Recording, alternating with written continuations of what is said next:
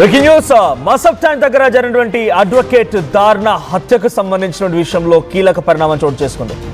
మొహియుద్దీన్ కాజా మొహియుద్దీన్ ఆయన వక్ఫ్ board భూములపైన fight చేస్తున్న క్రమంలో సుమారుగా 6 నెలల క్రితం ఒక సెకండ్ హ్యాండ్ కార్ తీసుకొని అప్పటి నుంచి రెక్క నిర్వహిస్తూ ఎప్పుడు దొరుకుద్దా అవకాశం అన్నట్టుగా చూసి కరెక్ట్ టైం చూసుకొని ఆయన ఇంటి ముందే ఆయన కార్ ఎక్కుతుండగా వచ్చి కారుతో ఢీకొట్టి హతమార్చారు. అయితే ఈ కేసులో సూత్రధారులైనటువంటి కాంగ్రెస్ నేత ముజాహిద్ అలం ఖాన్ అండ్ అతని తండ్రి మహబూబ్ అలం ఖాన్ ని పోలీసులు అరెస్ట్ చేసినట్టు తెలుస్తోంది. అయితే ప్రధాన నిందితుడు వినయ్తో పాటుగా మరో ఇద్దరిని కూడా అరెస్ట్ చేశారు. వినయ్ని ఆరంఘర్ దగ్గర అరెస్ట్ చేశారు పోలీసులు, మరో ఇద్దరిని గోవాలో పట్టుకున్నారు పోలీసులు.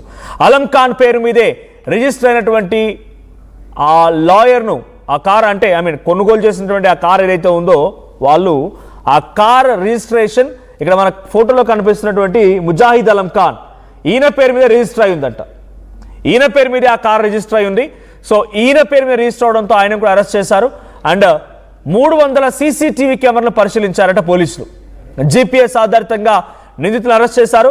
మొహియుద్దీన్ని చంపేందుకు 10 కోట్ల రూపాయల సుపారీ కవాడిగూడకు చెందినటువంటి వినయ్తో ముజాహిద్ డీల్ కుదుర్చుకున్నారు. ముందుగా 10 లక్షల రూపాయలు అడ్వాన్స్ ఇచ్చారు. హత్య తర్వాత 10 కోట్ల విలువైనటువంటి భూమి ఇస్తానని డీల్ కుదుర్చుకున్నారంట. దీంతో 5గురితో కలిసి ఆ వినయ్ అనేటువంటి వ్యక్తి ప్రధాన నిందితుడు. మొత్తం స్కెచ్లో కార్ మొత్తాన్ని ఆ టీంని గ్యాదర్ చేసింది ఆయనే.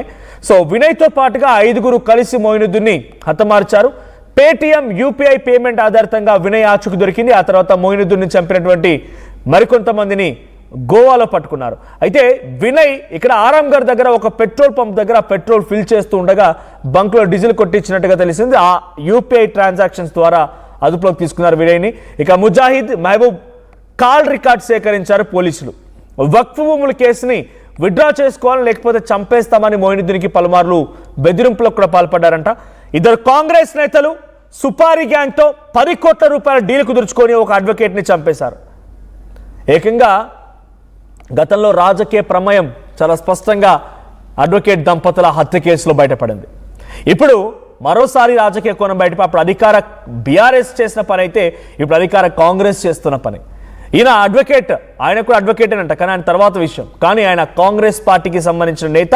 వక్ఫ్ బోర్డు భూముల్లో పలుమార్లు హెచ్చరికలు జారీ చేసి కేసు విత్డ్రా చేసుకో లేకపోతే చంపేస్తామని బెదిరించారంట. ఎటకెలకి ఏ రకంగా కేసు విత్డ్రా చేసుకోకపోవడంతో 10 కోట్ల రూపాయల సుపారీ ల్యాండ్ ఇస్తామని చెప్పి అడ్వాన్స్ కింద 10 లక్షలు ఇచ్చి ఒక కారు కొనిచ్చి ఆ కారు కూడా రిజిస్ట్రేషన్ ఇటు ముజాహిద్ అలం ఖాన్ పేరు మీద ఉంది. ఆ కారుతో ఢీ కొట్టి కాజా మొహియుద్దీన్ని హతమార్చారు. ఇప్పుడు కాల్ రికార్డ్స్ ఆధారితంగా ముజాహిద్ అలం ఖాన్ మహబూబ్ అలం ఖాన్ అరెస్ట్ చేసిన పోలీసులు అటు యూపీఐ ట్రాన్సాక్షన్ నేపథ్యంలో వినయ్ని అరెస్ట్ చేశారు. ఆ తర్వాత మరికొంతమందిని కూడా జీపీఎస్ ట్రాక్ చేసి ఇద్దరిని గోవాలో అదుపులోకి తీసుకున్నట్టు తెలుస్తాం. ప్రతినిధి క్రైమ్ సీనియర్ రిపోర్టర్ ఇన్నారెడ్డి సిద్ధంగా ఉన్నారెడ్డి. అటు కాంగ్రెస్ నేత ముజాహిద్ అలం ఖాన్ అండ్ మహబూబ్ అలం ఖాన్ ఇద్దరు కూడా దీనిలో ప్రమేయం. మొదటి నుంచి చాలా రకాలుగా ఈ ఏమంటారు ఫర్హాన్ కాజా మొహియుద్దీన్ కుమారుడు ఫర్హాన్ కూడా చెప్పుకొచ్చారు దీని వెనుక ఉంది వాళ్ళే, రేపటి రోజు నా ప్రాణం పోయినా, నా తల్లి ప్రాణం పోయినా, నా చెల్లె ప్రాణం పోయినా, నా బావ ప్రాణం పోయినా వీళ్ళే కారణం అంటూ కూడా ఒక కన్ఫెస్ చేసినటువంటి ఒక స్టేట్మెంట్ కూడా మీడియా ముందు పాస్ చేశారు. సో ఇప్పుడు వీళ్ళ ప్రమేయం ఏంటి, ఇక్కడితో ఆగిపోతుందా, ఇంకా అధికార పార్టీకి సంబంధించిన నేతలు ఎవరైనా బయటపడే అవకాశం ఉందా? 10 కోట్ల రూపాయలతో డీల్ కుదుర్చుకున్నారంటే అక్కడ కాజా మొహియుద్దీన్ ఫైట్ చేస్తున్నటువంటి ఆ వక్ఫ్ బోర్డు భూముల విలువ ఎంతో అర్థమవుతుంది. దానిపై స్కెచ్ వేసిన తర్వాత ఎంత పెద్ద మొత్తంలో వాళ్ళు డబ్బులు కాజేయాలనుకుంటున్నారో అర్థమవుతోంది. సో కేవలం ఈ కాంగ్రెస్ నేతలు ఇక్కడితో ఆగిపోయే అవకాశం ఉందా? అధికార పార్టీకి సంబంధించిన నేతలు కానీ ప్రభుత్వంలో ఉన్నటువంటి వ్యక్తులు కానీ ఎవరైనా పేర్లు బయటపడే అవకాశం ఉందా? ఖచ్చితంగా మనోజ్, ఏమైతే ఈ భూములు ఏమైతే ఉన్నాయో దాదాపుగా 300-400 కోట్లకు పైబడి భూములను వాళ్ళు అన్యాక్రాంతం చేసుకునే నేపథ్యంలోనే తాజా మొహియుద్దీన్ ఫైట్ చేశాడు లీగల్ గా. ఒకవేళ ఇది లీగల్ గా అది కనుక వెనక్కి వెళ్తే తాము పెట్టిన ఖర్చు పోకుండా తాము దాదాపు 300-400 కోట్ల రూపాయల ఆస్తులు మనం పోగొట్టుకునే పరిస్థితి కాబట్టి దాంట్లో 10 కోట్లు ఖర్చు పెట్టైనా సరే అతన్ని చంపేయాలని చెప్పేసి కూడా వీళ్ళు సుపారీకి ఇచ్చడం తెలుస్తా ఉంది. వినయ్ అండ్ గ్యాంగ్ సుపారీ ఇచ్చి ఇవ్వడం జరిగింది. దీంట్లో ప్రధానంగా ఇప్పుడు ముజాహిద్దీన్ తర్వాత మహబూబ్ అలం ఇద్దరు కూడా ఉన్నారు. ఇద్దరు కూడా పోలీసులు అరెస్ట్ చేశారు. మొత్తంగా కవాడిగూడకు చెందిన వినయ్తో 10 కోట్ల రూపాయల భూమి మీ పేరు మీద రాసిస్తాం, మీ పరిగణ చేస్తే అని చెప్పని అడ్వాన్స్ గా 10 లక్షలు ఇవ్వడం. తర్వాత అంటే 6 నెలల క్రితమే కారుని కొన్నట్టు, అంటే వాళ్ళని డైవర్ట్ చేయడానికి కారుని కొన్నట్టు వేరే వాళ్ళ మీద కారు కొనటం, ఇదంతా కూడా పకడ్బందీ ప్లాన్ ప్రకారమే ఈ 5గురితో కలిసి మొహియుద్దీన్ చంపినట్టు తెలుస్తా ఉంది.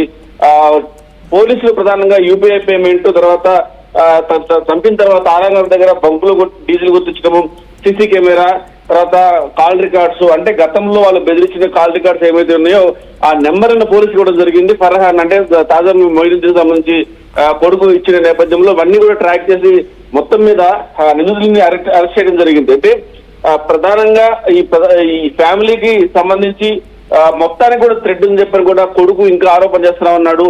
వీళ్ళు బయటకు వచ్చి మళ్ళీ దారుణాలకు పాల్పడతారు. దీంట్లో వెనుక మీరు మాట అన్నారు, వీళ్ళు కాకుండా ఇంకా ఎవరైనా ఉన్నారని చెప్పని. ఇంకా చాలా మంది ఉన్నారు, వాళ్ళ రాజకీయంలో ఒక మంచి పలుకుబడి ఉన్న వ్యక్తులు అని చెప్పేసి అన్న నేపథ్యం కూడా కనిపిస్తా ఉంది. మరి వెళ్ళే అరెస్ట్ చేశారు కానీ మరి అధికార పార్టీకి సంబంధించిన రాజకీయ నాయకులు ఎవరు వాళ్ళు, వాళ్ళని ఈ కేసులో ఇన్వాల్వ్ చేయకుండా ఉంటారని చెప్పి తెలుస్తా ఉంది. మరి వాళ్ళు మళ్ళీ అంటే ఫర్హాన్ సంబంధించి మొయినుద్దీన్ కొడుకుని ఇన్వాల్వ్ చేస్తే వాళ్ళు ఖచ్చితంగా ఈ విషయాలు బయటికి రాకుండా ఉన్నారంటే ఫ్యామిలీ ఏమన్నా చేయాలి. సో ఈ నేపథ్యంలో మా ఫ్యామిలీ కూడా చంపేస్తారు ఏమన్నా భయాన్ని ఫర్హాన్ వెల్లడించాడు. కాబట్టి మరి చూడాలి ఇన్వెస్టిగేషన్ ఫెయిర్ గా జరుగుతుందా, మరి పెద్దల పేర్లు బయటికి రాకుండా కాపాడే ప్రయత్నం చేస్తారని దాని మీద సర్వత్రా ఒత్తిడి కొనసాగుతున్నప్పుడు కూడా మనోజ్ ప్రధానంగా ఒక డిమాండ్ అయితే ఎప్పటి నుంచి వస్తా ఉంది. అడ్వకేట్ ప్రొడక్షన్ సెల్ పెట్టాలి అని చెప్పని గతంలో దండ హత్యలు జరిగినప్పుడే డిమాండ్ రావడం జరిగింది. 300 కోట్ల విలువైనటువంటి ఆ భూమిని కేవలం ఒక అడ్వకేట్ లేదంటే కాంగ్రెస్ పార్టీ లీడర్ ముజాహిద్ అలం ఖాన్ ఆయన ఒక్కరితోనే అంతటి స్థాయిలో దాన్ని క్యాప్చర్ చేయడమో లేకుంటే దాన్ని అన్యక్రాంతం చేసి ప్రైవేటైజేషన్ చేసే ప్రయత్నం జరిగిందనుకోవాలా? ఇంకెవరెవరైనా ఉన్నారా ఈ కాల్ డేటా కానీ వాళ్ళ ఫోన్ డేటాను కానీ తీసే అవకాశం ఉందా? ఇంకా ఉన్నారు మనోజ్. అంటే ఇంత భారీ ఎత్తున ఉన్న ఆస్తిని వక్ఫ్ భూమి ఆస్తులను కాజేసే ప్రయత్నంలో భాగంగా అడ్డుపడుతున్నాడన్న కారణంగానే అడ్వకేట్ ని అది దారుణంగా చంపడం జరిగింది. ఖచ్చితంగా దీంట్లో కాల్ రికార్డ్స్ కావచ్చు, టెక్నికల్ డీటెయిల్స్ ఆధారంగా తర్వాత మృతులకు సంబంధించిన కొడుకు వర్రాన్ చాలా స్పష్టంగా ఎవరెవరు తమను బెదిరించారు అంటే కొడుకు ఇంటి దగ్గరికి వెళ్ళి మీ నాన్న ఈ విషయంలో సైలెంట్ గా ఉండు, 10 కోట్లు ఇస్తాము, లేకపోతే అవే డబ్బులు సుపారీ చంపేస్తామని చెప్పిన హెచ్చరికలు కూడా జారీ చేశారు. సో అలాంటి హెచ్చరికలు జారీ చేశారు కాబట్టి ఎవరైతే హెచ్చరికలు జారీ చేశారో ఆ గ్యాంగ్ పని ఏదని చెప్పని అనుమానించిన నేపథ్యంలోనే వాళ్ళ విషయాల్లో బయటకు రావడం జరిగింది. కానీ వీళ్ళ వెనక ఉన్న చాలా మంది పెద్దలు అంటే వాళ్ళు అధికార పార్టీలో ఉన్నారు, అధికార పార్టీ సపోర్ట్ గా ఉన్న వ్యక్తులు కొందరు ఉన్నారు. కాబట్టి కష్టంగా వాళ్ళను కూడా అరెస్ట్ చేసి తప్పించి మాకు ఇంకా ప్రాణహాని ఉందని చెప్పని కూడా మృతుడి కొడుకు ఫర్హాన్ చెప్తున్న పరిస్థితి మనం చూస్తా ఉన్నాం. ఇది ఒకరిద్దరు చేసిన పని కాదు, దాదాపుగా పెద్దల హస్తం ఉందని చెప్పేసి కూడా పోలీసులు అనుమానిస్తా ఉన్నారు మనోజ్. Thank you Nareddy. మొత్తంగా కాంగ్రెస్ నేత ముజాహిద్ అలం ఖాన్ దీని వెనక ఉన్నారనేది మాత్రం చాలా స్పష్టంగా పోలీసులు తేల్చారు, అరెస్ట్ కూడా చేశారు. ముజాహిద్ అలం ఖాన్ మన మొహమ్మద్ అలం ఖాన్ అటు ఖాజా మొయినుద్దీన్ కుమారుడు మొదటి నుంచి కూడా ఈ 2 పేర్లు చెప్తూ ఉన్నాడు. ఈ ఇద్దరు మాకు సైతం ప్రాణహాని ఉంది వీరి దగ్గర నుంచి, మమ్మల్ని కూడా కాపాడాలంటూ కూడా మీడియా ముందు మాట్లాడుకొచ్చారు.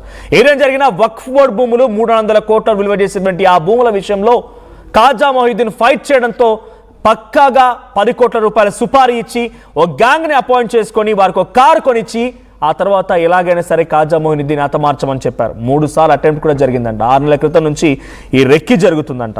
సో ఆ రెక్కి ఫైనల్ గా ఎగ్జిక్యూట్ చేసి మొన్న ఖాజా